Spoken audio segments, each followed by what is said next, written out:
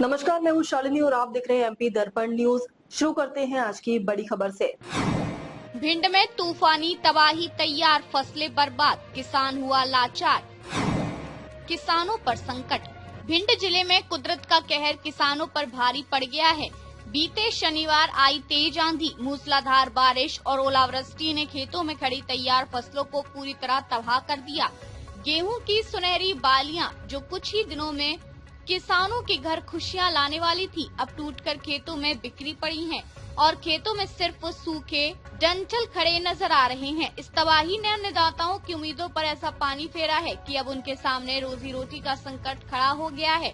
तूफान के बाद हालात का जायजा लेने जब हमारी टीम मोहना क्षेत्र के दौलतपुर पंचायत के इमलाहा गांव पहुंची, तो वहां का मंजर दिल दहला देने वाला था। खेतों में बर्बादी साफ दिखाई दे रही थी और किसानों की आंखों में बेबसी। यहीं हमें मिली महिला किसान रीता देवी परिहार, जो अपनी उजड़ी फसल को देखकर खुद को संभाल नहीं पाई। रीता देवी ने बताया कि उनके पास सिर्फ 2 बीघा जमीन है और उसी फसल के सहारे पूरे साल का गुजारा होता है। 5 बेटियों की जिम्मेदारी उनके कंधों पर है, जिनमें से 3 की शादी हो चुकी है, जबकि 2 बेटियां अभी भी घर पर हैं। रीता देवी की आंखों से बहते आंसू इस बात की गवाही दे रहे थे कि सिर्फ फसल ही नहीं, उनके सपने भी इस ओलावृष्टि में चकनाचूर हो गए हैं। ये हाल सिर्फ रीता देवी का नहीं, बल्कि रोन, मेहोना, लहार, दबोह, अमायन, मोहगोहद इलाके के हर दूसरे किसान का है। किसानों का कहना है कि उन्होंने खाद बीज उधार लेकर फसल तैयार की थी, लेकिन अब जब पूरी फसल बर्बाद हो गई है तो कर्ज चुकाना भी मुश्किल हो गया है। ऐसे में उनके सामने परिवार चलाने और बेटियों की शादी जैसी बड़ी जिम्मेदारियां खड़ी हैं।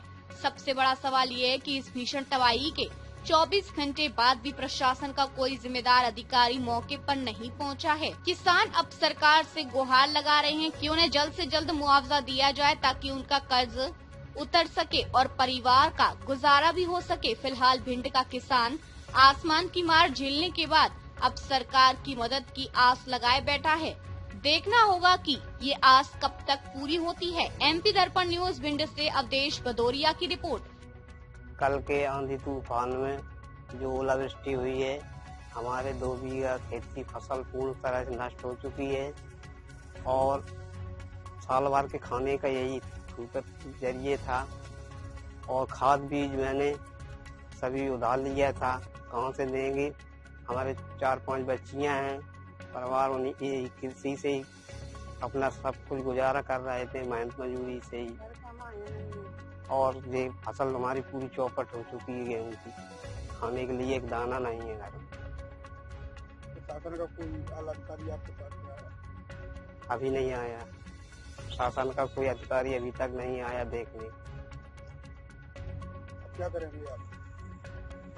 उनसे हमारी मांग है, हमारे अधिक से अधिक मुआवजा की सरकार व्यवस्था करे। प्रशासन या कलेक्टर महोदय से हाथ जोड़कर विनम्र निवेदन है, हमारी फसल का मुआवजा दिलाया जाए। और क्या नाम है आपका? नरेश परिहार इमलाहा। तूफान आया है, उसमें मैं क्या करूं। आंधी तूफान से मेरी 2 बीघा की फसल नष्ट हो चुकी है। हमारे पास 5 लड़कियां शादी करने के लिए, उसको मैं क्या खिलाऊं। खाद बीज के लिए मैंने पैसा उधार लिया है, उसको मैं कहाँ से दूं। आप हमारी प्रार्थना है, मैं खाने कलेक्टर से मैं खाने पीने के लिए हमारी कुछ व्यवस्था बनाए। हम क्या करें, मजबूरी, हम क्या करें क्या ना करें। हमारे पास लड़का नहीं है, हमारे पास 5 लड़कियां हैं शादी करने के लिए। हम क्या करें।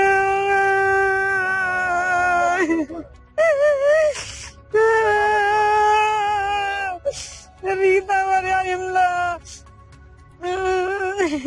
फसल थी आपकी? 2 बीघा। 2 बीघा फसल को बर्बाद हो, पूरी बर्बाद हो चुकी है हमारी। अपना जीवन यापन का खेती किसानी भी करते हैं? अपना जीवन खेती किसानी से ही करते हैं हम, और हमारे पास कुछ नहीं है। क्या बच्चे हैं आपके? 5 लड़कियां हैं।